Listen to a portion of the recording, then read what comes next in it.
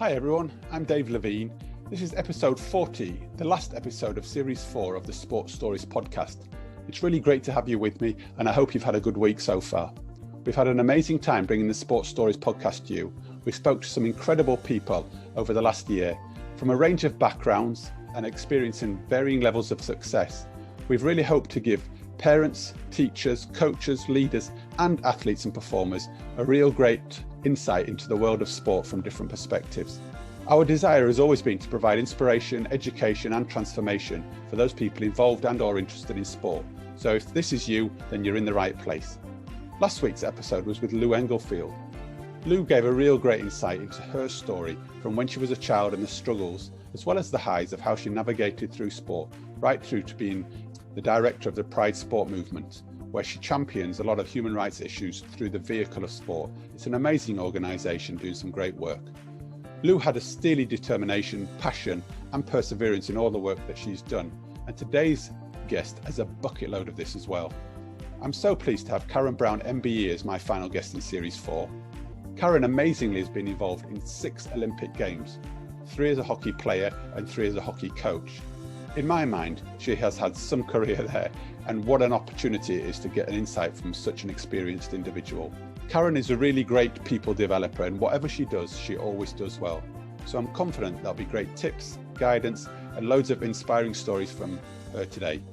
So go grab a cup of tea, get a notebook, jump on your bike, go out for a walk, do whatever you do to get the best out of listening from these podcasts, because there's some great inspiration here available for you today and information to really help you on your way. So please sit back, enjoy, and all it leaves me now to say is a very, very warm welcome to my special guest, Miss Karen Brown. Karen, it's really great to have you with me on the Sports Stories podcast. Thanks for giving up your time. I'm dead excited to be speaking to you today, so welcome. Thank you very much. I'm looking forward to the next hour or so, Dave. Great. Well, Karen, look, a place I usually would start is just to introduce my guest, and rather than me introduce you, do you want to just give us a little bit about your background and how you got into sport as a way of introduction? Oh goodness. Okay. I hate talking about myself, so this is going to be an interesting hour for me, isn't it? Well, sport is, formed the bedrock of my life, really. So, in a nutshell, in 3 or 4 sentences. So I was an Olympic athlete, competed in 3 Olympics as an athlete in the sport of hockey. I then became a coach. I then became a national coach, and then competed in 3 Olympic Games as a coach.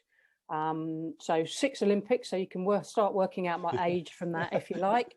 And what's that led to me? I've been currently work in a sort of coaching, mentoring space, coach development space, working with professional and Olympic sports. Wow. Let's take us back to sort of nearly day dot. Okay, you've worked obviously in 6 Olympics. How did you get into sport, and what was the family kind of setup and your introduction to that, and then we'll work our way towards the Olympics and so on further on.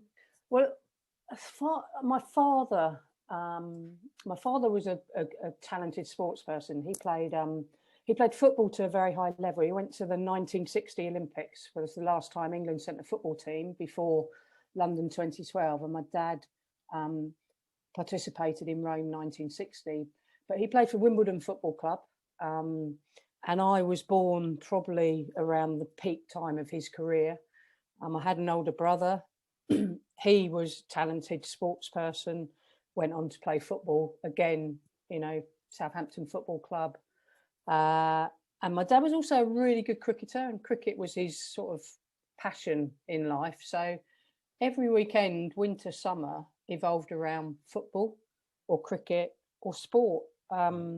So it was just a way of life in our family. Yeah. On a Saturday lunchtime, it was fairly typical when we were all growing up. We'd all have, the sort of Saturday lunch together, which would involve sort of French bread and cheese and ham and things like this. And then and soup, and then we'd all jump in various vehicles to get to, whether it was athletics, football, hockey, round, any sport, we did it. And apparently, well, this is sharing a bit too much information, but my mum and dad always said the first word that I ever said was goal, whether that is true, I very much doubt. But I was at Wimbledon, the old Plough Lane at Wimbledon Football Club, Right. and apparently there was a goal scored, and everyone in the stand jumped up, and I was sitting on my mum's knee and just repeated goal, goal, goal, goal, and that was apparently all I said for the rest of the day and the evening. Yeah, What a sport fabulous story that is. yeah. And you and sport at that young age, what did you play? What, you mentioned there are a couple of things and going off in the cars, but did you play football, cricket, hockey? What was your involvement in sport? I didn't play hockey till quite late on. I basically, having an older brother, I lived in quite a rural area. Right. So our group of friends were mainly boys. There was another female, but like within walking distance, or they were all boys. So it's football, really. Football, team sports, running. I was aware very early on in my life. I became quite conscious that I was good at sport, and that sounds very arrogant now when I say it, but when you can do things that other people can't do. Yeah. I was aware that I could do them, and I could do them better than like other kids in my class at school. This is I'm talking 4 or 5 years old. Yeah. And I had an experience that I can still remember to this day, which was a teacher that I had at primary school called a Mr. Shawnee, and he was like this really very elderly gentleman, completely white hair, always wore a grey suit, and we were doing rounders. So he was taking us in his in his grey suit, and it was summer, and we were doing rounders, and we were learning the game of rounders because no one knew how to play it. That's how young we were. Yeah. And I remember he put me at backstop. I think it's called that. Still backstop, isn't it? Up behind the weather. Yeah. And what happened is someone bowled the ball and it hit the bat, and I dived to my right and I caught it basically in my right, one-handed, in three fingers and my thumb, and it stuck, and I held on to it. And this teacher, who was really stern, really like everyone, all the kids were a little bit afraid of him like this, and he just looked at me, and he went, "I don't know what sport you're going to do, Karen, but whichever one you choose, you're going to play for England in it." And I remember I was still lying on the ground with this rounders ball, and I just remember picking it up and throwing it back, and I couldn't get what he said out of my head. And I didn't tell a soul. Like I didn't tell my mum and dad, but I can clearly know when I made my debut at Wembley, hockey for England, for the senior team. I made it at Wembley Arena. I remember standing in the tunnel, and I remember thinking that feeling that came back to me at that moment. That story, and the impact of that story. Yeah, and what that meant. And I'm sure I have no recollection of any of my friends or others like commenting on it or anything. But I can even still now, to this day, feel that rounders ball in my hand, how I caught it, which is bizarre, isn't it? Well, it is, but as you're telling the story, Karen, I can feel the kind of the hairs on the back of my neck come up, because it's a powerful message, that, isn't it? And to hear that from a PE teacher at that young age as well. No, it wasn't a PE teacher. So he wasn't a PE teacher. So no, he wasn't a PE teacher. He was. That was the days where, like, I was probably 5 or 6 years old. Well, yeah. And that was when the teacher did every lesson. Everything. So a teacher. Everything. Yeah. And he was like, he looked like he was 70. He looked like he was old. Looked older than my granddad, and he was our form. He was your form tutor. Yeah. And he said this. And I just remember, wow. To this day, that is such a strong memory for me. I never was. I think he'd passed away, because I did try and track him back when I was like 19, 20. Because I'd love to have shared with him. You were right. You were right. Or you were right, and I showed you that you were right, or I proved you right. No, it was nothing. It was something about. I can't even. I always held strength with that, because as an athlete, I think I was one of those people that was driven more by a fear of failure than a fear of success. So I had more doubts about myself than other people did. Yeah. And his was something that almost like drove me on and kept me pushing. Yeah. Not that I doubted that I could do it, because I didn't doubt that I could do it, but it was the fear that evoked in me at times. Wow. And What else have you taken out of that message for you as you've gone on, along in your career, though? That kind of fear of failure, or it's what motivates people, isn't it? There are different motivators for different people. One of the things that I was really conscious of when I did start coaching, and I started coaching, while I was still playing, and I started in like primary schools, and it was actually, there's nothing wrong with telling people if they're good at something. And quite often we tend to focus on people who can't do things in teaching and learning, like in school, and it's like, how can we help them? And actually the people who are very good at something, we kind of think, oh, they're doing all right, they can carry on. But the importance of just a pat on the back or just a word of encouragement, you do realize you're really good at this, don't you? You do realize that you've got a special talent here. Rub it, shine it, do whatever you can, but consciously be aware of what skills you've got within. I think, especially at a young age, I think it's really important. And I'm really guessing here, but in that environment back there, that approach would have been completely alien. Not many people would have gone around and told people what they're good at. Well, I certainly, no, I don't think people did. I can tell how rare it was for someone to say something like that, because of how much it stuck in my head. I just think when I look back, I don't know whether it's linked to being a girl as well, because it was rare for people to express talent in females. In boys, it was a lot easier for, I think, people to do, because if you were a girl and you were talented at sport, there weren't the avenues that are open to today. It was like I never imagined that I could have a career in sport, because there wasn't any, apart from being a teacher, probably. To earn a living from doing something that you love, probably pretty rare in sport for a female back in the sort of 80s and 90s. So tell us a bit more then about the avenues that you did end up taking, and how you kind of progressed through which avenues, given that you clearly ended up in a place, a number of Olympics, but actually right back then, what was in front of you and how did you navigate those avenues? Well, if I talk about my sporting career, so as I say, sport was just part of our way of life. After school, my brother and I, I've got a younger sister, but she's 8 years younger. As she got older, she did join in with us, but by then we'd already sort of started to move into more organised sport. So growing up, everything was just about, playing outside till it got dark, never getting tired, never playing any ball sport. Our imagination just ran riot. We lived in a fairly rural area, so open fields, climbing trees, building camps, everything, we did it. But we had more fun when it involved a ball. So that side of it got developed. I followed my brother into football, really loved football, absolutely loved it, and I was good at it. I played in a boys team. I could hold my own. The boys wanted me to play in their team because I brought something to it. But then when I reached the age, and I don't know, I think it was probably when I got to about 11. Basically, I had to stop playing women's football. I had to stop playing football because the rules in the league that the team I played for didn't allow girls. It was against the rules that girls could play. There were no girls' teams that you could join.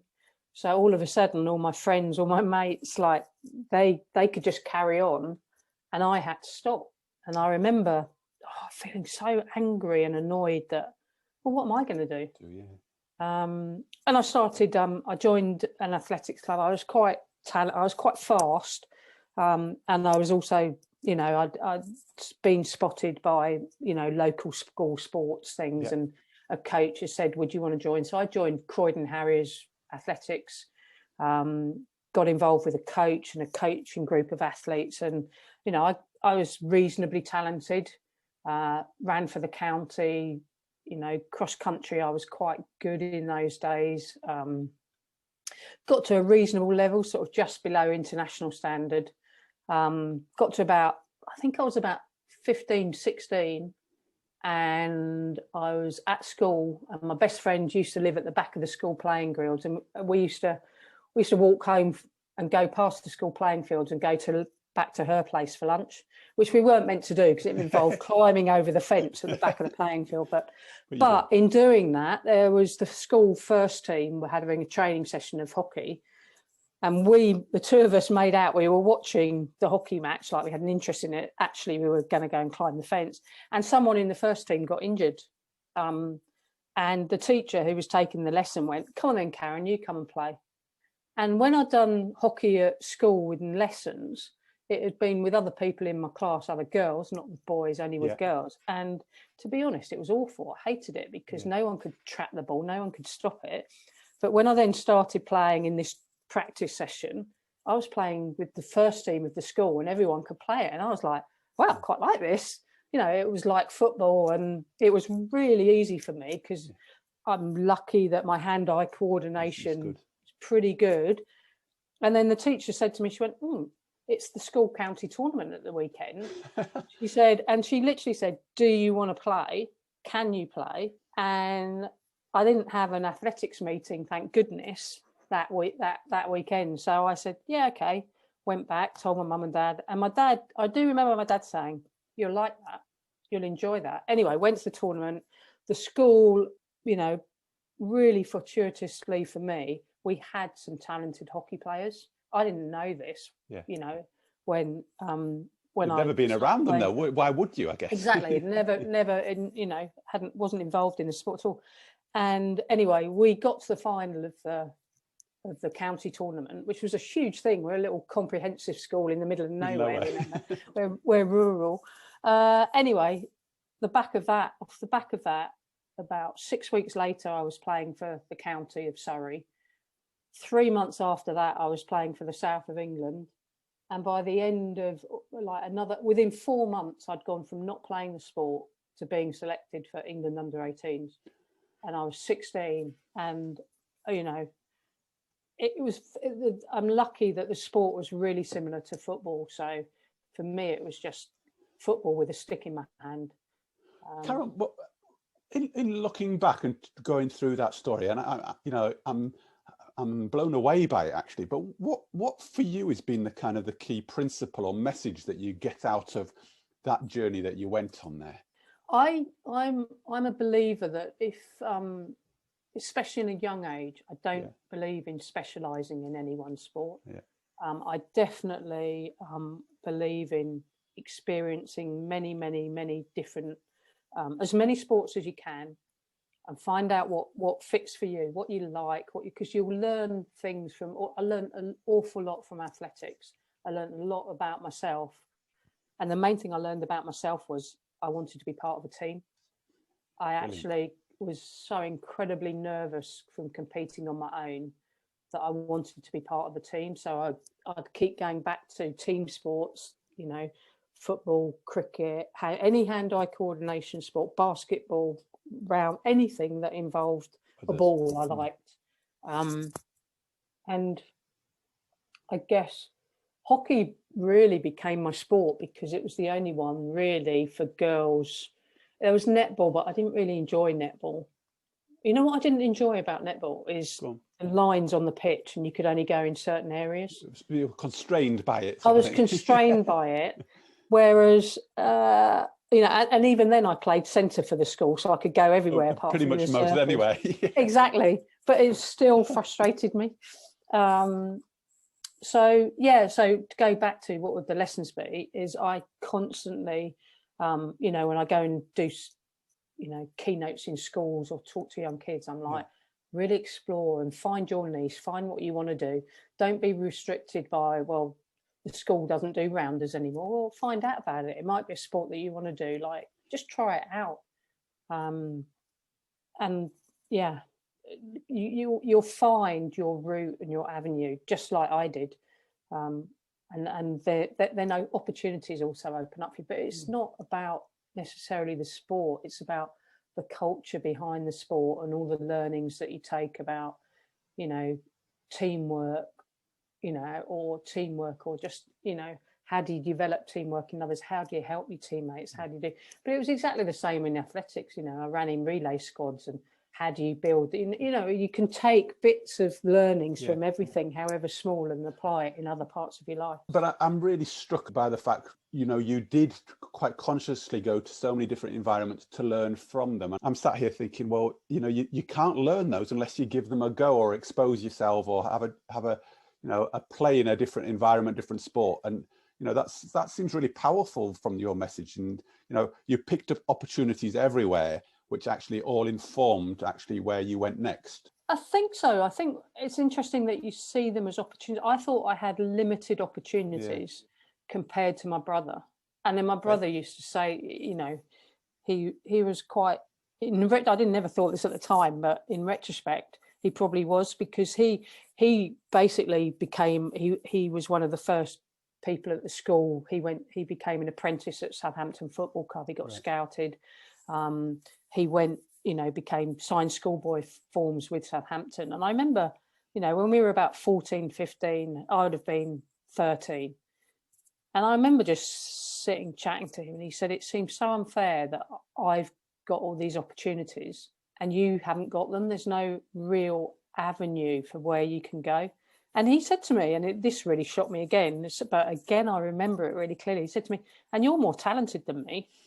And in my head, like, this is my big brother who, was, you know, he was a brilliant footballer, obviously, and he was really talented, but he was saying this to me.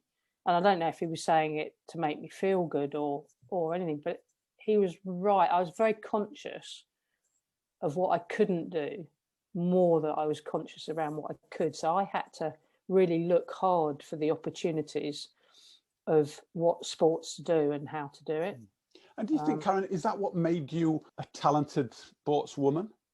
The fact that you knew what you couldn't do and therefore worked very hard at that and other things? I think linked to I knew that I had some sort of innate talent around sport. Right. So I knew I could see things on a field of play quicker than other people. Right. I learned that over time, that I could see things quicker than others. I was kind of 2 or 3 plays ahead. Yeah. I could read the flight of a ball or the speed, the pace, and I realised that I could do that. It's a bit like when you see someone who's really good at maths, isn't it? One of my best friend at school, Philippa Harris, she was a boffin, and she could see things in maths, and I'd just be looking at this and going, I just don't get it. I just, however long I'm going to look at this, I just don't get it. Yeah. And she would go, yeah, it's easy. Look, you do this, this, this, and this. And that's what it felt like for me at any sport that I did. It was just like, I just do it. And it just seemed to come quite natural. I didn't really feel that I had to work hard at it. I obviously did work hard at it, but it didn't feel like hard work. Yeah. It just felt like, I'm just really curious about. And if I do this with a shot or a tackle, how it changes the angle, and I'm then changing. So it didn't feel like work. Yeah. I was always curious to explore different ways of doing things. So, if I chip a ball with the outside of my foot, I can get it to curve that way. What would happen kind of stuff? What would happen if I did that? So that, and because, I was fortunate that I had, fields around where I lived where I could go and just practice on my own. Could I hit the goalpost with the ball curving? It just like, so I developed sort of skills, technical skills by practice really, but it felt like fun. It didn't feel like drilling or practicing or, or hard work as you described it. Yeah. Well, and I was also drawn to the idea of what does a high performing family look like, actually, with your dad and your brother and you, and I'm kind of conscious or curious about the environment that you were brought up in and whether that helped, whether it was an innate thing or whether actually the environment that you were allowed you and develop that curiosity. I think so. I think if your family is immersed in all the cues that you're getting in your life when you're really young are around sport and the friendship. So it wasn't just the sport. It was like all our family friends were from the sporting background, like all fellow colleagues of my dad's. And my mum played a really big part in this because my mum was kind of the glue that held us all together.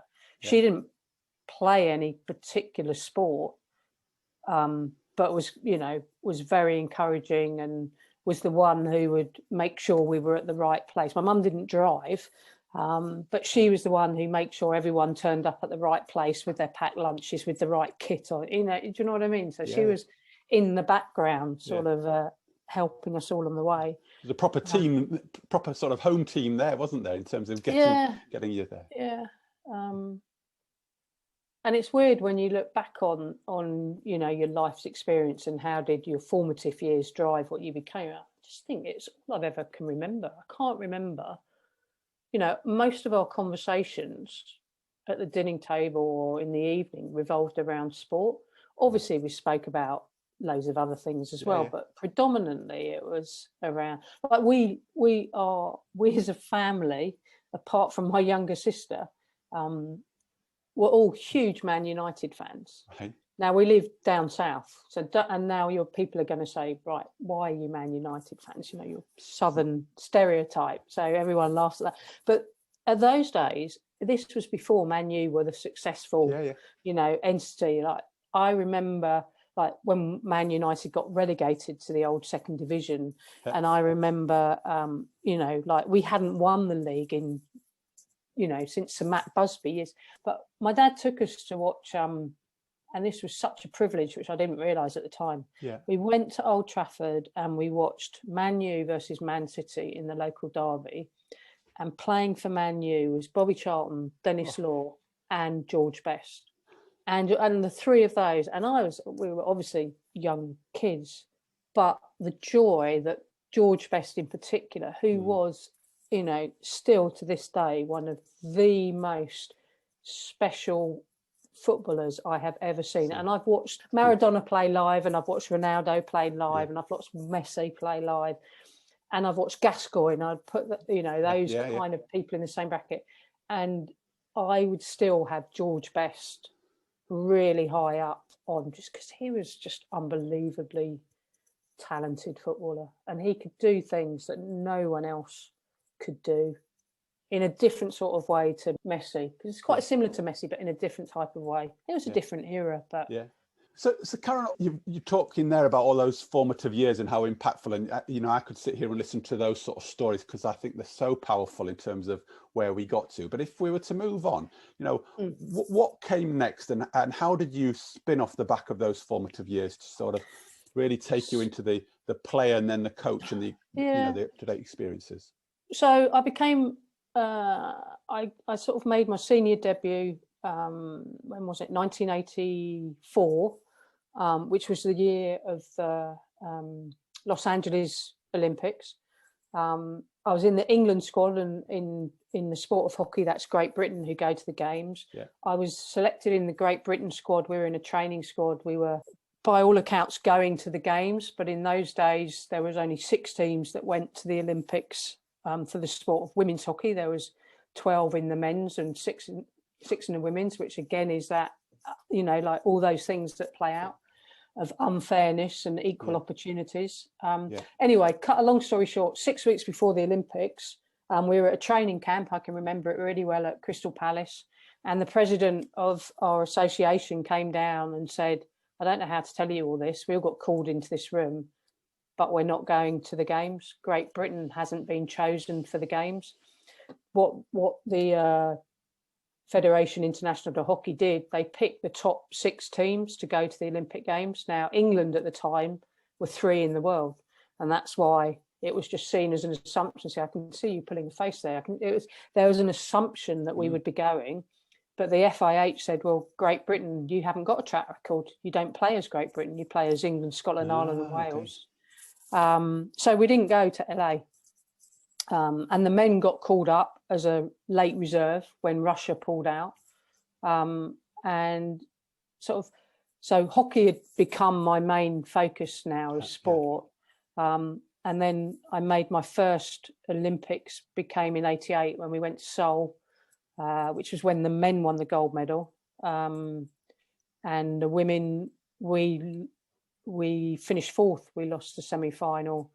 And it's interesting when one of the things I quite often talk about in a keynote is, I've been to 6 Olympic Games, and I've been involved in 5 Olympic semi-finals, and I've only ever won one. So, and that was in Rio, the last one. So I'm probably not that successful. Well, is success also quite relative? You know, some people have not Exactly. been to any Olympics, have they? Been in Exactly. no semi-finals. Yeah, it's interesting.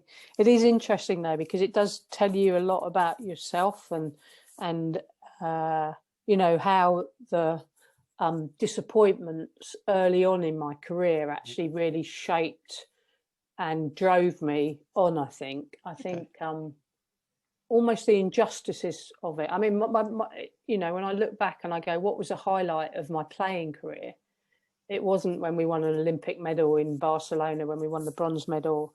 It wasn't, you know, winning a European Championships. It was actually qualifying for Seoul in 1988, which was done playing Russia in a best of 3 matches out in Barcelona at the Polo Club there. And there was like one man and his dog watching, because 2 neutral teams, you know, there was like probably no more than 20 people.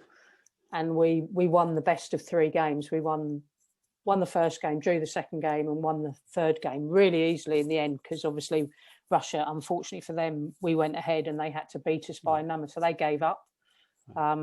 So why would you say that was one of the highlights then? What is it about that experience? Because there was, I think because as a child, I had been absolutely inspired by the Olympics. Right. And at the time, probably I didn't, here's the really interesting bit, although I shared with you that my dad went to the Olympics, I didn't actually know until I was probably about 13, 14 that my dad had represented Great Britain at Olympics. And I found out, me and my brother found out when we were looking for the Christmas presents in the suitcases in my mum and dad's, you know, wardrobe, as you do when you're a little kid. And what we found in opening was all these international shirts and Olympic shirts. We were like, whose are these? And my granddad had been quite sporty, and then we were like, this must be granddad's. And then we looked at the year on them on the slogan, and we we're like, 1960, this can't be granddad. It'd have been like, you know, like kids working it out. And then literally going downstairs, my dad was at work, going downstairs and talking to my mum. And my mum went, just go and put it all back, and then your dad will talk to you about it later, sort of thing. And he did, you know, shared with it. So I guess the Olympics, you know, I grew up, you know, over. I loved it because I was in that athlete as well. That, you know, I was like everything about the Olympics. I because I was in athletics, I actually trained with Zola Budd once. I did one training session with Zola Budd. Did you have your shoes on now or something? I had my shoes on, so did she, because it was cross country. Right.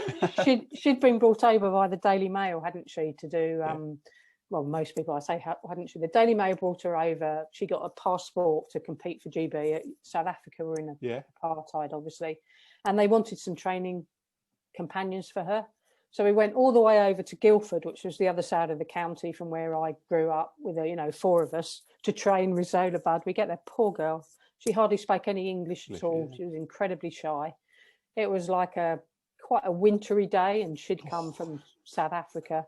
Anyway, we set off on this cross-country run, basically, and she probably ran the first 400 metres with us. And then she was off because we couldn't keep up with her. So, yeah, and then obviously what happened to her in 84, you know, with Mary Decker-Slaney and, you know, the accident that happened in her event and the notoriety and everything. Yeah. So Olympics, I'd always been fascinated by all the sports. You know, every 4 years when the Olympics came around, a family would be glued in front of it. And my earliest memory was David Hemry jumping the hurdles backwards after he'd won his gold medal, and not, you know, he couldn't jump them. He was so tired. You know, I can remember that. That's probably my earliest memory. So the Olympics has always almost been something that I've almost like, well, what were you doing in 1972? Well, I've been watching the Munich Olympic, you know, like I can almost, I use it as a point of reference almost. It's kind of like, I guess what I also hear though is, you know, again, I'm captured by your experiences and your connection with the Olympics. You know, what true sport does, I guess, and the Olympics provide is so many kind of highs and lows. Yeah.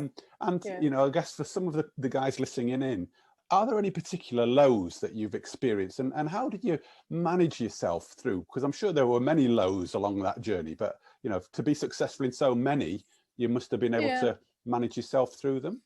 Yeah, I think so. And I think for every experience, whatever it is, good or bad, as long as you take time to reflect upon them, well, what did I learn about myself? What did I learn about the team? What did I learn about the characteristics of my team? What did they do? How did they react? I think that sort of learning, I kind of did it without really knowing I was doing it. So in 1988, for instance, we lost the semi-final. We lost 1-0 to Korea. Like, I believe that was a golden opportunity for us. I believe we could have done better in that tournament, a bit like the men did. I don't think we were perhaps good enough to win the gold medal, but we were certainly good enough to beat Korea. And I just came away, it was like, if I ever get in this position again, what would I do differently next time to make the difference? And it was a small difference. We lost it 1-0. And 4 years later in Barcelona, we lost the semi-final, and then again we lost the semi-final to Germany. It was very close, but we played well. So there felt like some progression there, was there? There's some progression, but we went on to win the bronze medal in that, and I'm convinced that was because as a group, the core members that were left had learned so much from the experience. And it was exactly the same in London, actually. The group of athletes in London 2012, the hockey team, we won the bronze medal. We lost the semi-final. Again, that's one of my biggest regrets as a coaching. I think we could have and probably should, in my eyes, have made the final in London. I think it was a golden opportunity. Very close call, very close semi-final. We ended up losing it 2-1, but there were lessons that we learned from that held us in really good stead for Rio. What sort of lessons, or what did you do? And again, broadly. Let me talk to that and try and give you sort of paint the picture of what happened. So for us to make the semi-final in London was huge. Hockey hadn't made an Olympic semi-final since we had in 92. And in 2004, the team didn't even qualify. So some of the players that were playing in 25 had been in the group that hadn't even qualified for the Olympics in Athens. So it was a huge advance to get into the semi-final. And I remember we were in the Olympic Village, and the result in the group, we were playing Holland that evening, and we would have had to have beaten Holland to get into the semi-final. Anyway, China lost in the afternoon, a game that they should have probably won on paper, which meant we were in the semi-final regardless of our result that evening. Now, this is the learning for me. Now, the euphoria of the group, we were all on the same level in the Olympic Village, in our apartments, preparing for our game, but it was in our relaxation period. And we'd said to the girls, and we'd had a group policy, like, try not to watch too much of the hockey on the telly, because it just uses up too much emotional energy.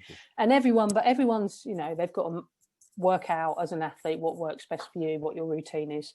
Anyway, the cheer that went up when the final whistle on our level, it was clear that every single flat with 8 athletes in, everyone was watching, and all the athletes immediately ran into our room, and everyone was like hugging, jumping up and down, and it was a huge achievement. We had made the semi-finals, which were in 3 days, and it was massive for the sport, massive for them as individuals, and for coaches. It was like massive. We have, we've taken this team from 9th, 10th in the world, and our aim was to medal in London, and now we've got a shot at it.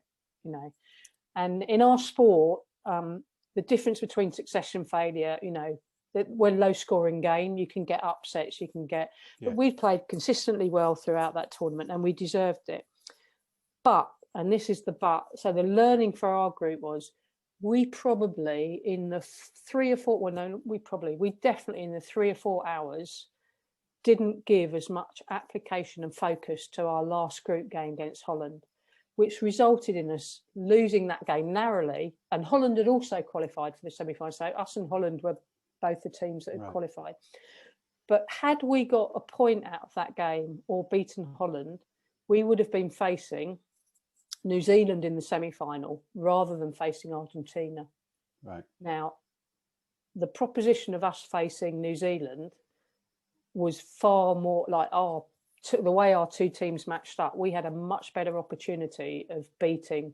And I distinctly remember sitting on the bench with the coaches, Danny Kerry and Craig Parnham, and we were sitting on the bench, and the girls were doing a lap of honour after the final group game.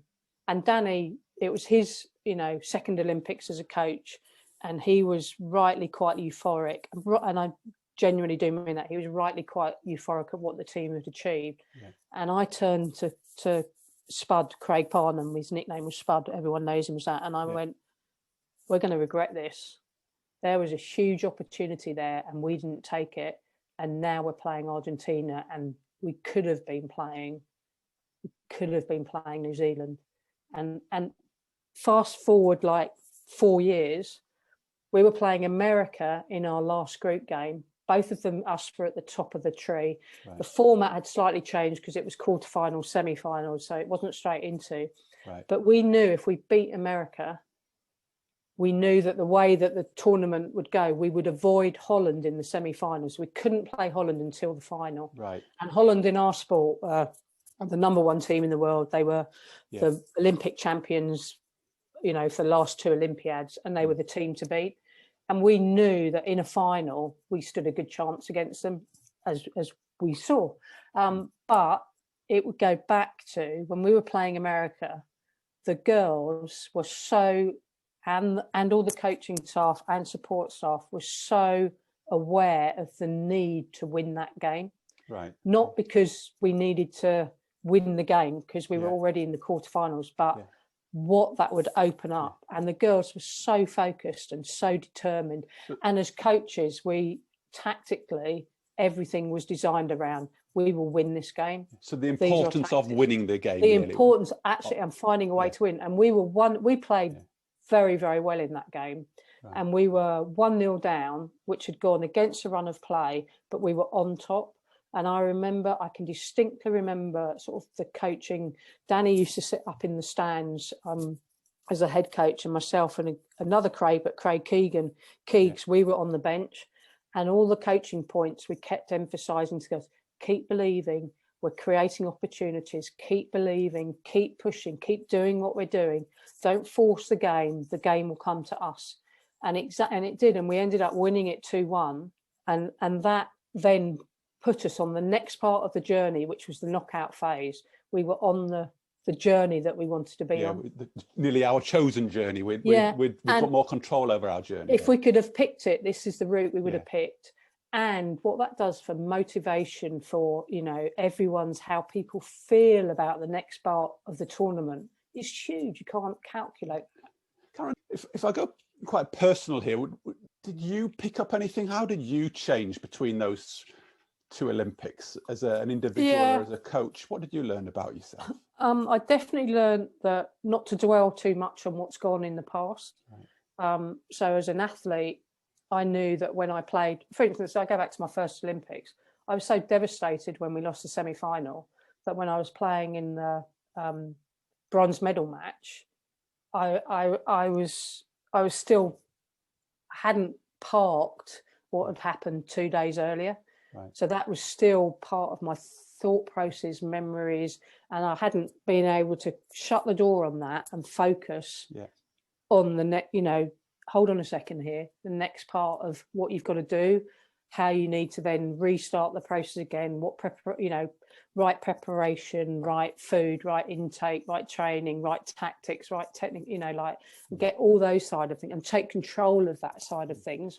How do you shut the door on those sort of things? Again, I'm just thinking about performance in the wider world where we have some either low experience and we have to get up and go again. And I think you've painted the picture so beautifully. I'm just wondering, what guidance or tips would we give to people to be able to manage themselves in that way? I think there's two things. I think you've got to really be really conscious of allowing yourself and your group or whoever you're working with, whatever sport you're in, to really debrief very, very well. Right. Whatever the experience is. Now, in a tournament, that might not be possible, like the Olympic Games, because the next game comes around. But you must do it at some point. So it must be done at some point.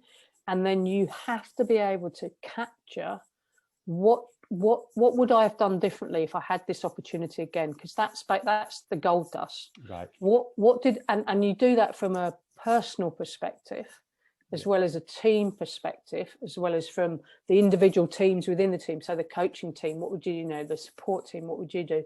The senior leadership team, what would you do? The defense group, what would we, you break it down and you gather that learning. And then you make sure that when you're planning for the next one, you're doing all the things that you said you build would them do. all back up again, nearly, I guess. Build them all back up again within a structure and a framework. And if you start sort of applying those processes for how you work, all of a sudden the improvements that you make, here's the challenge is being really honest with yourself on how you do debrief. So I think it is very easily in failure. And I did this as an athlete, and I've also done it as a coach. I think I'm much better at it now. My first instinct was like, who am I going to blame for this? So it becomes more emotional rather than, hold on, what was I responsible for? Therefore, how did I deliver against those responsibilities? Do you have a sense of when you recognised that, or it changed from actually being blame an external or look somewhere else to actually the value of internalising it and saying, look inward first? Was there ever a point in time that you think, I need to be more honest with myself here? I think gradually through all the various coaches that you have, you pick up. And one of the first coach that coached me in Olympics, Dennis Hay, he was very, very good at taking responsibility. Obviously, a bit like you see it in much more modern day coaches, especially in more professional sports like football. How do you take the media away from the team and actually put it on the coach? And that's what he did in a way, but obviously really difficult. Whereas he said, he was very honest sometimes. It's like, okay, we lost this game because I got the tactics wrong. And genuinely he felt that. And he would then explain on, tactically how he'd set us up and how this then didn't work and why it didn't work and therefore what we would do next time. And he was very skilled at doing that. And I learned an awful lot from that as a coach. I was like, if you set out the tactics and your team don't deliver on the tactics and it's their fault because they've not understood it, they've not asked enough questions, or actually I've asked them to do something that they're not within their skill sets, which as a bit of advice I would never do, certainly not under pressure. That was one of the things I've learned. Don't ever ask athletes under high pressure, like in an Olympic Games, to do a tactic or something technical that they've never seen them do before. So you quite often hear about, if you're chasing a game, you're 1-0 down, all right, we're just going to throw caution to the wind and we're going to do this. Well, that strategy, well, only if you know that it's worked for you in the past and you've rehearsed it and you know what that means. So in some ways, am I hearing then in some ways you would nearly, under those pressures, you'd nearly go back to basics, back to the things that you know really do work? Under high pressure. It is very hard for athletes in a sport like that I'm involved with, which is highly dynamic. Like the decisions made, there's hundreds of thousands of decisions that you make every sort of, over the hour that the game lasts for. But don't, as a coach, don't put a framework on them or a tactic on them that they don't fully understand. Because in order for them to carry out that tactic or technical point, you have to know that they can do it under high pressure. And if you don't know that they can carry it under high pressure as a coach, don't ask them to do it, because you're setting them up to fail, in my opinion. Or the likelihood of them succeeding is more luck than actual judgment. This might work, but probably won't. Kind of talk to me a little bit about that high pressure idea then, because you've been in loads of those environments, both as an athlete, as a coach, and I'm conscious of those kind of principles to other sports and other worlds actually. And how do you prepare, or how did you, and what, again, maybe tips or guidance would you give to leaders or other coaches or parents or teachers? I think to other coaches out there and other teachers, one of the things that we did that worked well for us is we trained harder than we thought it was going to be on a match day. So therefore, the adaptations that the athletes made regarding their skill, their technique, their physical, preparation, it was always harder in training than it was in.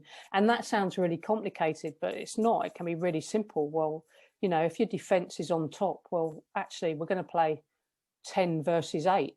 Overload it or something. Yeah. Overload, just do simple things, or actually we're going to do a highly technical session when you're really fatigued. So we're going to do a running session beforehand, and then we're going to ask you to execute really fine motor skills under heavy fatigue.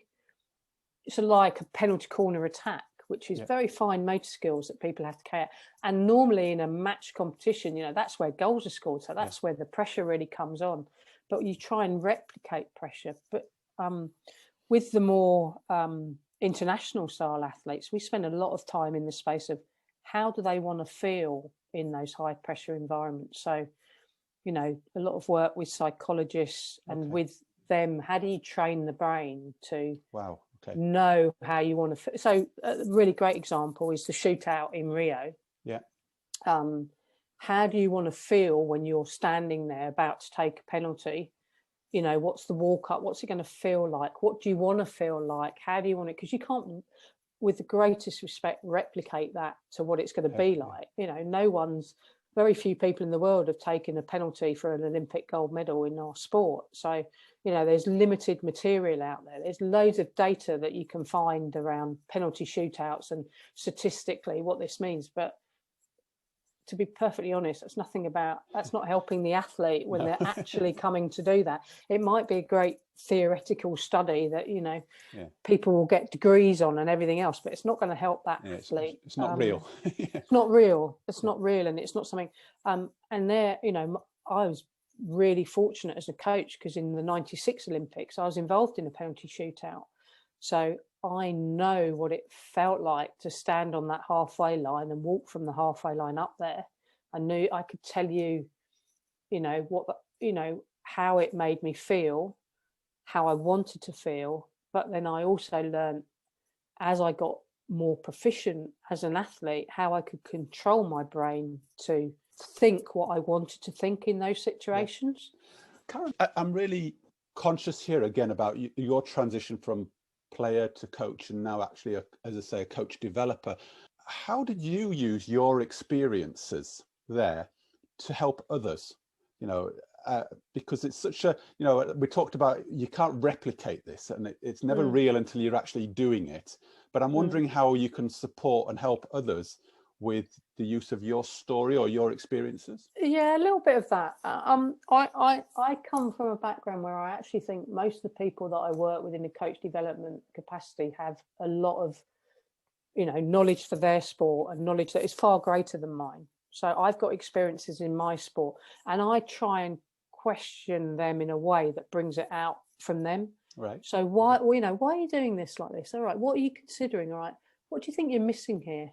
What would you like to know that you don't know? So, or I kind of think that I got much more skilled at drawing it out of other people. Okay. And quite often I get asked the question, well, what would you do? Yeah. And I hear that quite often from athletes on the side of the pitch, and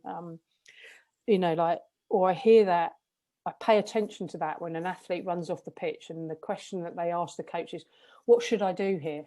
And the coach gives them their answer. Their answer. And that is always a bit of a warning sign for me as a coach developer. And I'm like, I'm not sure you're solving the problem for that athlete.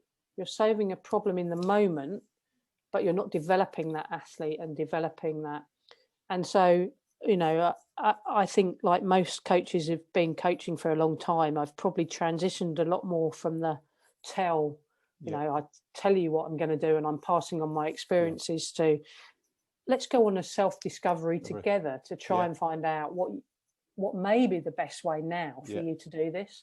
And that's what I applied, and that's probably how we evolved our coaching over sort of the 15 years that I worked at England and GB hockey. So obviously you've got athletes that have been with you through all that cycle, so they're much more experienced, much more, but it's right, here's a problem on the pitch, And when an athlete's faced with it, well, there are multiple ways that we can solve this, all of them right. But let's understand together, you know, how we think we can solve this, and then let's explore it. What works, what doesn't work, what works best for us. But what that means for all the other components of the team and the understanding and the framework that you build around that. Yeah. And what was your sense of how that was received as you've got into that more kind of inquisitive questioning kind of style from the athlete? And I think you have to know the athlete in front of you. So it's not one style fits all. I might have been coaching a team of athletes and a squad of athletes, but my job was to, and our job and any coach's job is to connect with the individuals that make up that team. Brilliant. And therefore I have to flex my delivery and approach so that it does match the learning styles of the recipient. So there's no point in me, like a really good example, the best way I can put it to try and bring it to life is, for some athletes, I've just got to tell them. I've just got to go, right, tactically, all I want you to do is this, and it's X, Y, Z, and that athlete will receive it. Another athlete, but I know this, if I tell them, the message won't get through, but if I draw it for them, they can see it, and therefore they will be able to. So if you're trying to give me an instruction, don't tell me what to do, and don't show me what to do, but allow me to do it, or show me what to do and then allow me to do it. I will learn it way quicker. But if you just tell me what to do, it just like the door's already closing before you've opened it for me, because that's how my brain works. But if you show me how to do it and then allow me to do it, I will do it really quickly. And the skill as a coach, like I was dealing with 30 athletes, is knowing how to communicate with that individual athlete so that the one message that you wanted to get through to the team got through in the various different styles so that the whole 30 could understand it. And I guess those principles are the same in any team, aren't they? Really, if you're trying to bring your team together, is delivering their message in different ways, but actually it all needs to come to a kind of a common purpose or a common goal. So understanding each individual athlete, and as athletes get more mature and they get more experience, they understand what works for them, and they also understand what doesn't work for them. So having those conversations with them, giving them much more ownership, much more responsibility, but only giving them that when the time is right. So how can I describe this to bring it to life? So in Rio, we had you've got Kate Richardson-Walsh in her 4th Olympic Games, being captain for like 10, 12, highly experienced, highly knowledgeable. There isn't too much in the sport that she's not experienced. And therefore how I coach her and interact with her throughout that tournament is going to be really different to Giselle Ainsley, who's 21 years of age. It's her first Olympic game. She's got, you know, this is her second major tournament she's ever been at. She's playing in a certain position on the pitch, very alongside Kate, but I'm going to instruct her more along the tell side of the spectrum than I am around the well, let's discover this together. What do you think here? What's worked for you here? So actually I'm going to be quite explicit with Giselle. When you get the ball here, these are your options. When you're marking this player, these are your options. Whereas I'm not going to have that type of conversation with Kate because I don't need to, because of where she is in her journey of being an athlete. And everyone's aware of that, you know, like Giselle understands it. Kate understands it. The rest of the team understand how we communicate and how we get the best out of each other. But as a coach, I'm of the belief that there's not one size fits all. You have to flex and find the right mechanism for communicating with your athletes.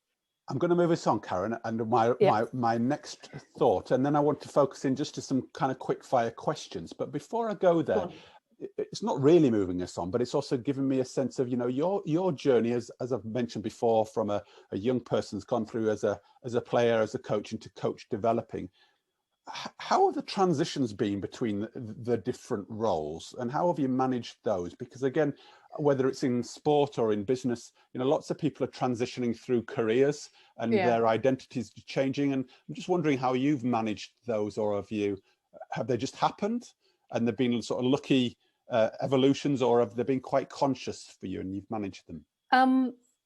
I like the way you've answered that. I think they've been quite lucky for me, but I've often felt that in life. I've been quite lucky how things have worked out, and people poo-poo that to me. I do think when I finished playing, I never considered a career in coaching because there wasn't any. I couldn't earn a living from coaching, and I had tried teaching and it didn't appeal to me. I don't mean that. I love being around, but it was... Teaching in a formal sense, you mean? Like in a teaching formal sense. in a school? Yeah. Exactly. It wasn't really appealing to me. I realised I became a director of hockey at a school, and they were good. It was a good hockey school, but it didn't motivate me. I wasn't happy in what I was doing. I did it to the best of my ability, but it wasn't what I wanted to do. And elite sport was the area that I was really enthused by. I always had been, as a kid. It was like, and therefore I wanted to work in that area, but there wasn't opportunities to work in that area. And then with lottery funding, why wasn't there opportunities? I know because there were I couldn't earn a living from being a hockey coach.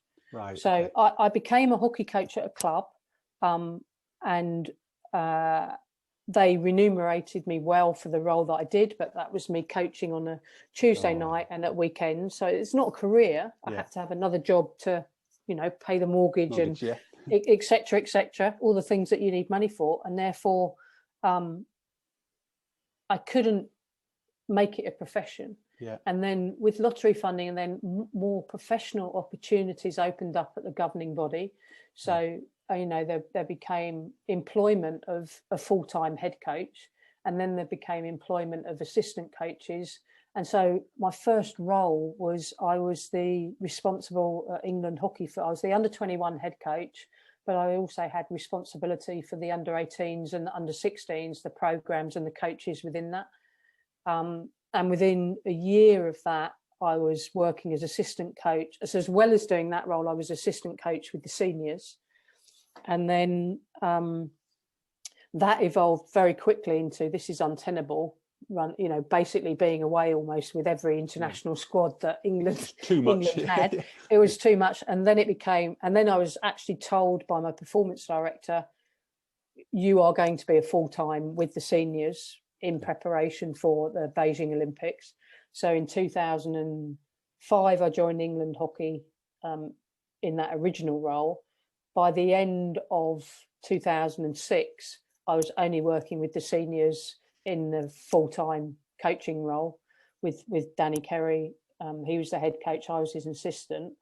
And then that stayed. I then stayed with that. And when I finished coaching at the end of sort of March 2017, which was a lifestyle choice, anyone who's been an international coach will tell you that, the sacrifices, family, lifestyle that you have to make is quite demanding. Yeah. The rewards are great as well, don't get me wrong, but I was basically living a third of the year overseas, and it reached a point where I knew that it would have been the wrong choice to do another Olympic cycle. So I'd already started exploring, what else could I do? Okay. I'd started that probably 2 years earlier. What else could I do? Or what do I enjoy doing? And I love nothing more. And I'm incredibly fortunate and incredibly privileged with the work that I do. I work with some, Olympic, Paralympic coaches, practitioners. And so I've still got that energy of being at the side of a pitch, watching, incredible performers at the peak of their sport. I go to Loughborough and I look out the window, or I'm in the side of a swimming pool, and there's, you can imagine who's swimming in the pool, and you're like, wow, that's so special. It's amazing, I still work in coach development for England hockey, and I work with the coaches who work with the GB and England squads, and I'm still at the side of the pitch, but I'm not working with the athletes now. I'm working with the coaches. Yeah. Do you like that? Do you find that as rewarding or different, or how do you find that?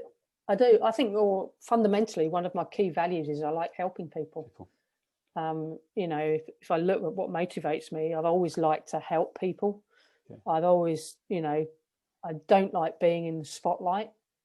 I've never liked being in the spotlight, but I've actually really enjoyed putting other people in the spotlight, and I've enjoyed my part of putting them in the spotlight, if that makes sense. Yeah. What is the spotlight? Because I was taken actually, and I didn't ask this question, or I didn't ask or make this observation earlier, but I was really struck by the fact that your dad played in the Olympics, and yet he didn't really put himself in the spotlight by sharing that with you. And I just wondered whether there was something about, there's a humbleness, isn't there, in terms of I just go out there and do what I do and I don't shout about it. Yeah, I'd never really made the connection before with what you said about my father, but you might be right. I'd need to think about that, Dave. Yeah, that's just what hit me. Yeah. If I'm honest, it's more to do with how it made me feel. So Okay. I was privileged enough to be asked to be captain of England, and I turned it down. And I didn't turn it down because I thought that I couldn't do that role. Yeah. But I turned it down because I knew that I would do the same role whether I was captain or not. And for me, it wouldn't make me be a better player.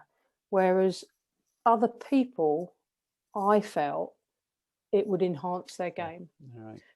And there is also a part of me that, for want of a better way of putting this, that it never really sat comfortably, me being the figurehead of something. Now, I was never head coach of England or Great Britain. I did it on a temporary basis for 3 or 4 months, but I do know that I could do it. Yeah. So it's not that I didn't do it because I didn't think I could do it or have the skill sets. It was like, I actually think my skill sets and what I would prefer to do, I would prefer to be the best number, or, you know, like the backup or the oil or the, rather than be the person who, you know, is in the spotlight by being the main spokesman or driving it. Like, I will help behind the scenes, and I love doing that, but don't ask me to necessarily get up on a pedestal. I wouldn't choose to get up on a pedestal, but I could do it. And leave them. But I could. I know I can do it because I've done it, and I have done it. Yeah, because you have done it, and I have done it, and I've had success in it. Done it with, you know, club sides. I took a club side from the old First Division, and we became Premier. We, you know, got into the Premier League, got to the very top, got into European competition, made a European final. Like, over 5-6 years, we went on that journey.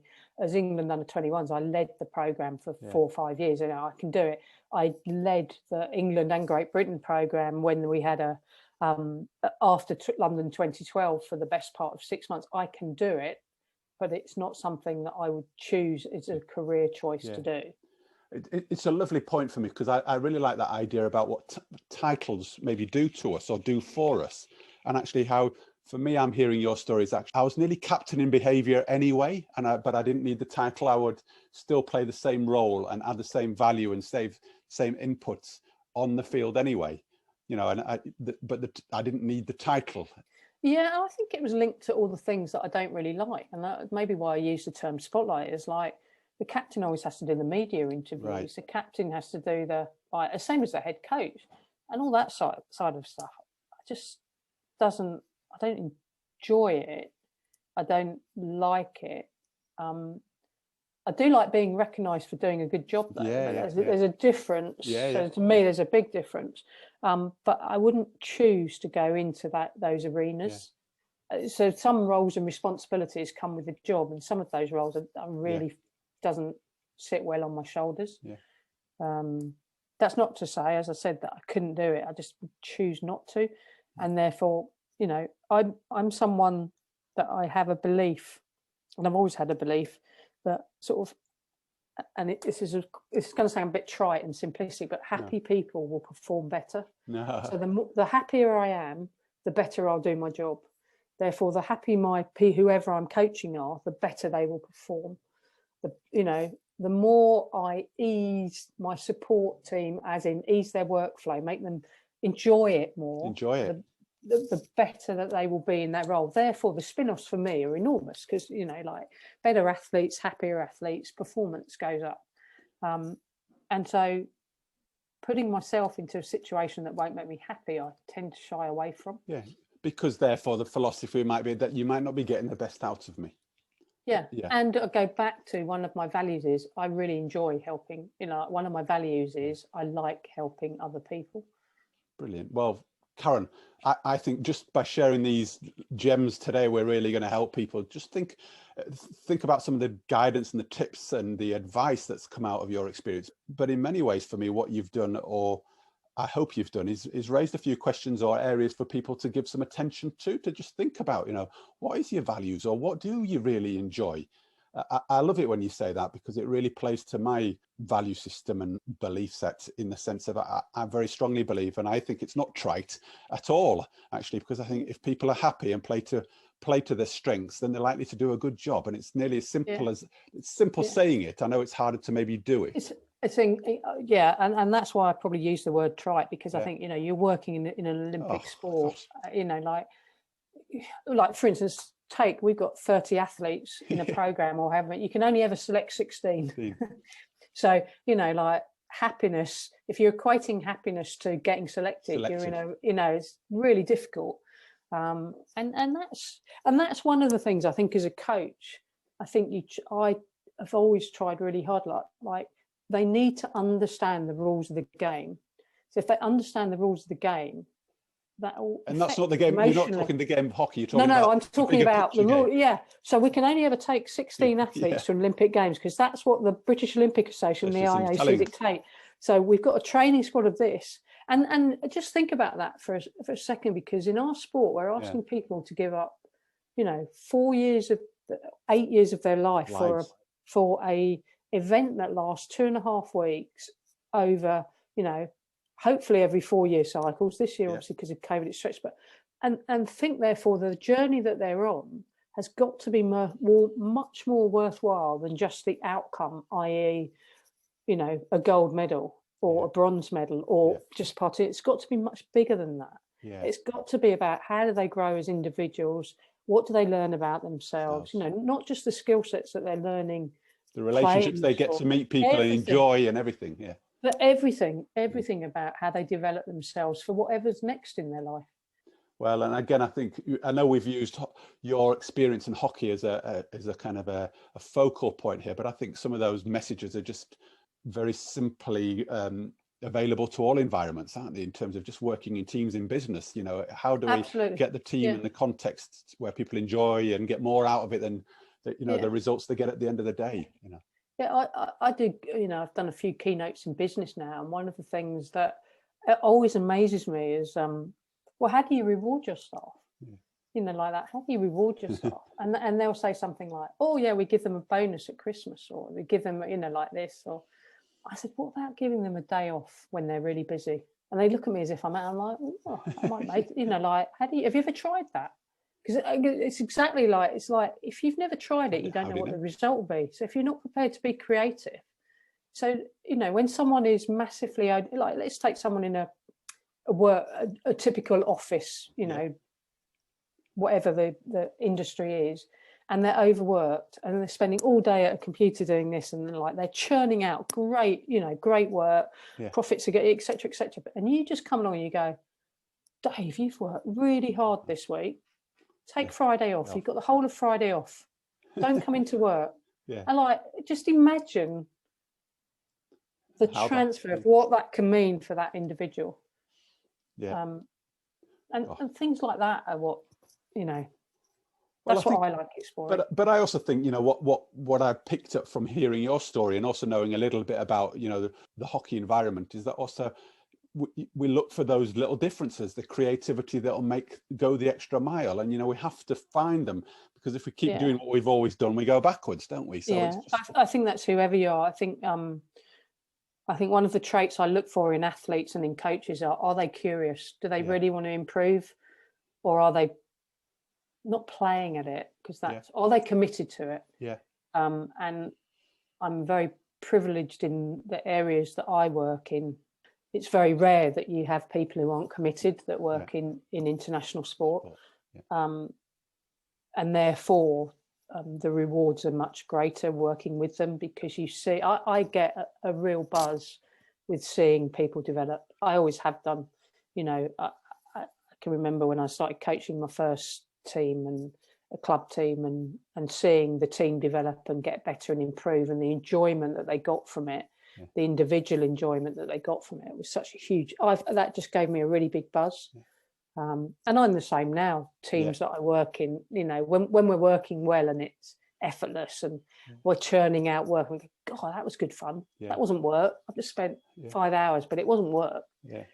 I don't know about you, but I also get that sense with working with coaches. You know, I know you feel like you're one step further removed, or with leaders, you're one step further removed maybe from the coalface, but actually you can impact on more, can't you? Because if it cascades through the system, you know, you can really make a big difference with a lot of people. You've got to be I'm a big believer in displaying the behaviours that you want to see in others. I think it's that cascade effect can help in that. Well, Karen, touching on your value set of helping people and also those that are maybe committed in terms of their own development, I've got a couple of quick questions I'd like to throw at you to try and really help our listeners. The first question would be, you know, you've gone through a great career. I'm sure you've learned loads along the way from individuals, but are there any other kind of books that you would point people to, or key resources that have really influenced or helped you along the way that you might recommend other people looking at a similar performance journey to yourself? Well, I thought about this question because I've listened to a few of your podcasts. So I'm going to go a little bit of a tangent to some of the others that I've heard. And I really enjoyed and took a lot from reading autobiographies of people who I had an affinity with, so I could relate to them. So I knew something about that. And three of the best autobiographies that I've read, one was on Michael Jordan, his autobiography, which was recommended to me when I was quite young, and I probably would never have picked that up because I don't really follow American sport, but I remember reading that and being absorbed in it, and like, oh my God, this is so, I can really relate to this. I remember the other autobiography that I read were two really, and that I found interesting for different reasons. One was Alex Ferguson's, as I alluded to earlier. I'm a big Man United fan, and I was just keen to hear, in his own words, if you like, and it was written by a journalist that I like, Hugh McElvoy, I think it is. That's it. Anyway, and I was disappointed in Alex Ferguson's autobiography on many levels because he was an idol of mine because of what he'd achieved at the club. However, there were some really good learning points in it that I took. I like it. And the other one that I was interested in, and it resonated, it was Clive Woodward's actually, on how he won. But and then the other people that I read, I've liked everything I've read from Matthew Syed. So that would be my recommendation. I'm not a big on theoretical theory, but I'm much more, if it becomes a story and I can relate to it, it comes back that if I really enjoy reading it, I won't be able to put it down. And the autobiography side is like, they'd be the ones that I would recommend. Well, and I love that because it kind of resonates a little bit about why we're doing the sports stories kind of idea, because they're relatable stories to different people. And hopefully, you know, you've taken stuff out of, you know, Jordan's or Ferguson's story and taken the gems that fit and work for you. And, you know, and I hope by sharing your story, similarly, people will listen in and say, gosh, that bit really resonated with me, or that bit doesn't. But you know, we take things, don't we? And if we hopefully can help us move on. So I really like the ideas of autobiography, so thank you. In terms of modeling the behaviors you like to see in others, you know, how do you prepare yourself physically and mentally nowadays to be the best that you can be? I think but I'm gonna say this like practically how I do it. Brilliant. So whenever I knew when I was an athlete that I had to prepare myself mentally before a big match or going on to a game. So if I needed to perform well, I knew that I had to get myself into a certain space in my head. I was always aware of that. Now, where that came from, I honestly can't tell you, but I knew that in order to perform well, I needed to, you know, like people need to warm up and stretch and everything else. It almost became like that. Now, I don't I can never recall someone telling me that, but I knew that I had to get into that space. Yeah. If I was going to play well, I had to prepare my brain to think in a certain way and the patterns in order for me to be able to perform. And I guess I've always applied that. Now, as a coach, I would do something quite similar, but as a coach, you've probably got less opportunity and time to do it because you are more selflessly having to do it for others. Yeah, spread more thinly. But I just got a system that could work for me, which was, and it could be as simple, and please don't laugh at this, as taking myself off to go to the toilet. No, I don't think so. You know, where in that moment I could go through a very quick process in my head, which was almost like clearing everything, clearing the clutter out of my head, and being able to go, this is what I need to do. Yeah, and this is focused, how. Yeah, and it was more about how I needed to feel. So it was making myself feel right too. So it wasn't necessarily putting, 1 or 2 points. It was clearing everything out so that I could feel confident, ready, prepared. Like even if I wasn't confident, ready, prepared, I could train myself to feel it. And when do I do that would vary. Sometimes it would be driving to whatever I'm going to. Sometimes it would be when I'm there, like just taking myself away, having a cup of coffee. Or as I say, sometimes it's just, I haven't got time to do it. I'm just going to take myself to the toilet. Yeah. Or I could even do it. So like in Rio, I knew that the only place I could do it was actually out on the pitch because of my role. So when the team were warming up, I could actually do it while they were warming up, even though I was still performing the warm-up tasks for the athletes. I'd learned that behavior that I could make my brain go into what I would call match mode. Yeah. And what I pick from what you're saying there, Karen, and I don't hear this very often, but I really love it, is that kind of the importance of feeling. Actually, it's not about how I think, but actually nearly going in and resetting myself so I've got the right feeling. And that was because I learned that if I felt right, I would think right. Yeah. So the feeling had to come before the thought. Whereas if I did it the other way around, I just couldn't make the connection. And for everyone, my advice was find out what works for you. So you will, if you take people back to, well, when did it all feel effortless? When did it feel like, you were in a meeting and, whatever sense, and it just felt effortless and it just flowed.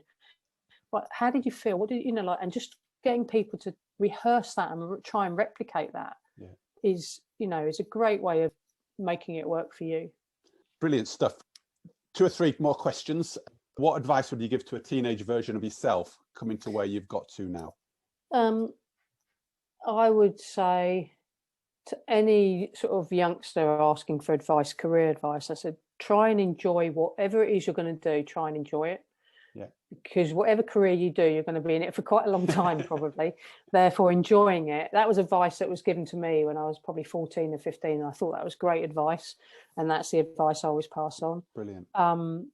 So that would be a key one. I think the other thing was always make sure that you are curious about what you do and you've got an interest to get better at what you do. Even if you're, the best player in the world. I've seen one of the key attributes that all really, really top performers have is the desire to improve. Even if it's by improving by 0.01 of a second, the desire to do that. And I think whatever level you're at, if someone's intent is to improve, I can work with them. If their intent or their desire, I'm just playing the game here, as in I'm not really trying that hard because I'm not really interested in getting better, then my interest would wane as well. So my advice would be enjoy what you're doing, be curious to be continuous improvement, but really capture and learn from what you've already done, because your experiences are your own, your unique, authentic experiences, and you will be able to understand them better than anyone else. So explore them. And that would be my 3 bits of advice. Brilliant, powerful things. Last two questions. One would be, you've had such a great career in so many different places, and I'm going to put you on the spot here a little bit, but are there any key influences in terms of, well, are there any people you would say, God, that was the pivotal point? You've mentioned your school teacher right at the beginning, and I'm wondering if there are any others. I think I've been really fortunate, and maybe it's the type of sport I've played that I've been exposed to lots and lots and lots of different coaches, and in every single one of them I've learned something from. Right. Okay. Every single one of them, and therefore to single one person out. Yeah. Other than there is one person, non-sporty. Yeah. Who I actually worked with. When I was an athlete, I had to earn a living, and because I wasn't, professional or lottery funding in those days. So I worked for NatWest Bank. Yeah.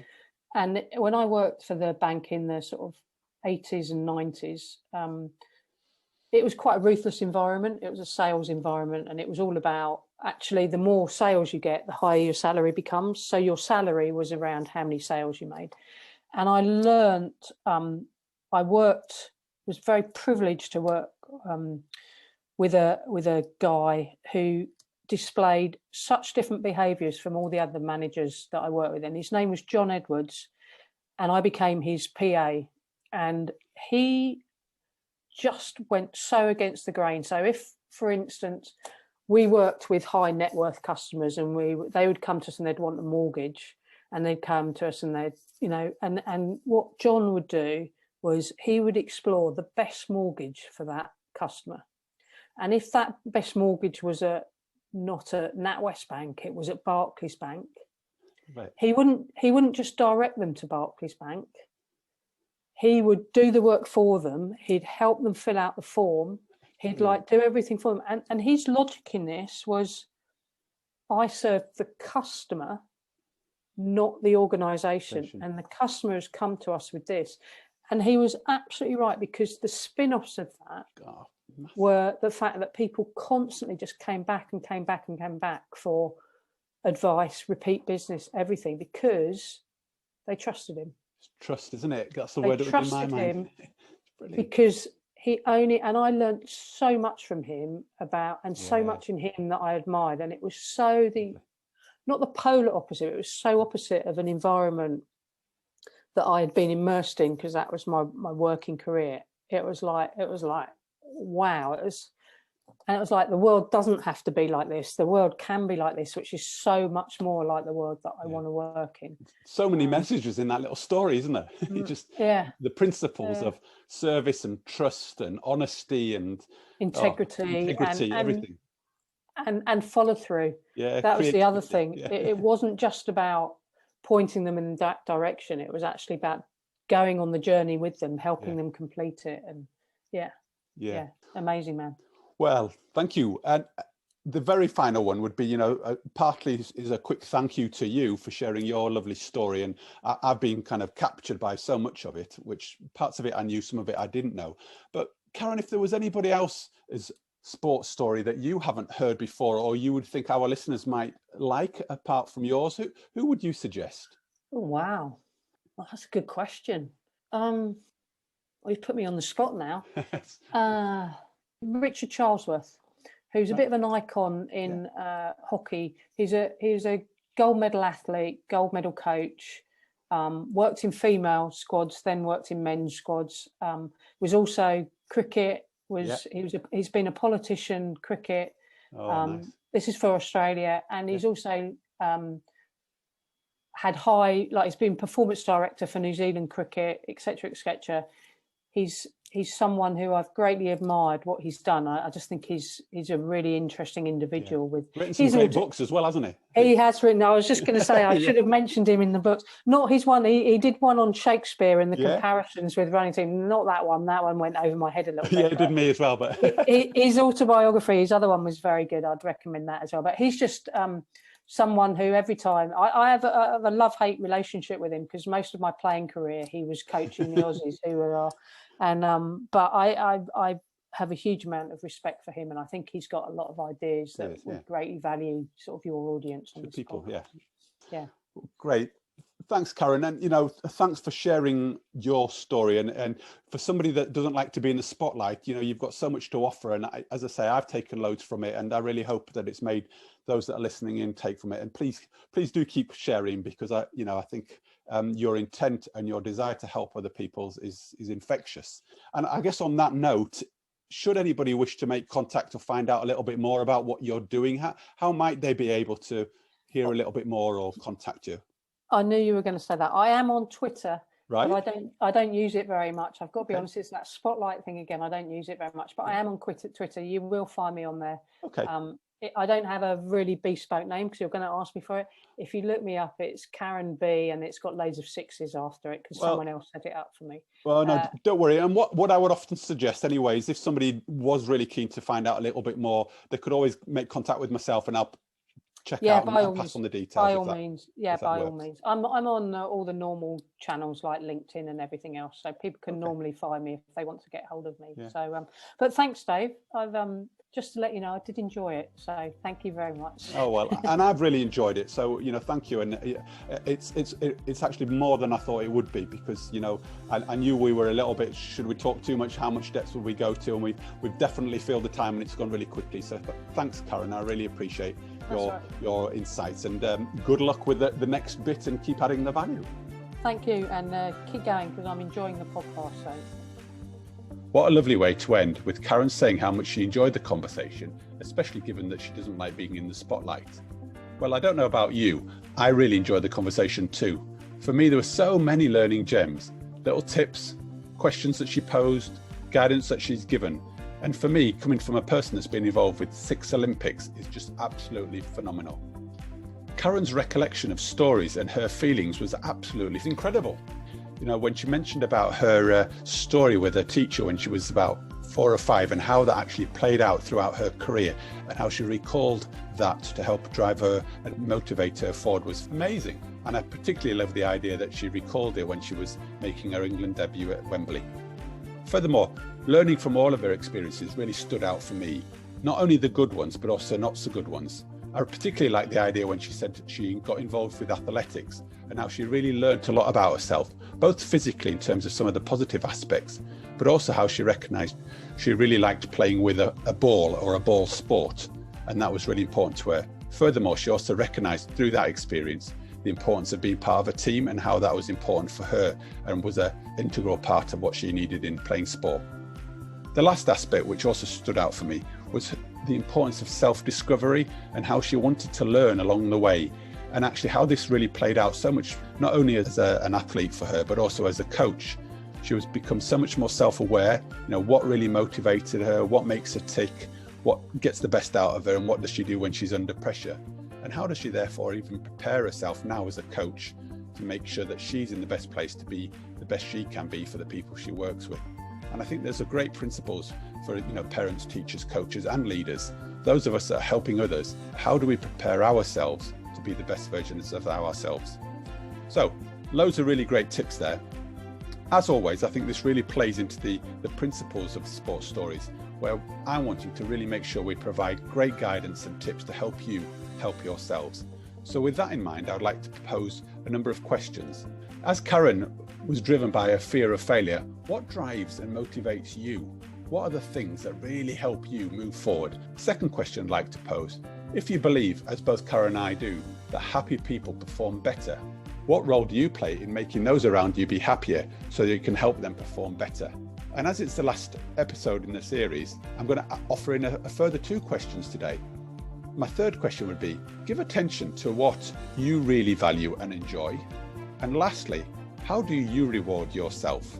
So there are 4 questions there for you to ponder.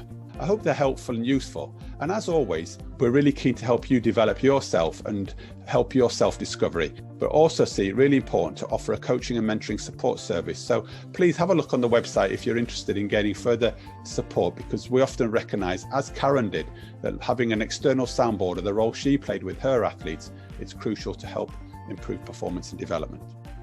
So we're at the end of Series 4. We'll be back again for Series 5 in a month or so's time. In the meantime, we will be working on some great new content for the Sports Stories Academy, and furthermore, we will also be engaging a number of absolutely fantastic guests to bring to you in Series 5. So keep a lookout for what's coming next. We certainly won't be slowing down, we'll just be ramping things up to bring you more great content, inspiration and education. So have a look on the website. The website is www.sportsstories247.com. So keep in touch. Please tell your friends, family, colleagues, and anybody else who may be interested in the podcast, the resources, and or the Sports Stories coaching and mentoring services, if this is something that they're looking for. Comments and feedback are also really appreciated as we're continuing to practice what we preach and learn and develop, so we can continue to improve what we do, provide you with great content and resources for helping you in your development. So our website to keep in touch is www.sportsstories247.com. We're also available to interact with on the usual social media channels, which is LinkedIn, Facebook, and on Twitter. Our Twitter handle is sportsstories_, and you can also follow me or interact with me at @SummitDave. And lastly, it just leaves me to say a massive thank you for all of our guests on Series 4, and also you, the listeners, because without you, it wouldn't be worth doing. So thanks very much for engaging, and the comments that you fed back have been absolutely amazing and inspiring to me to keep doing what we're doing. So thanks very much for that.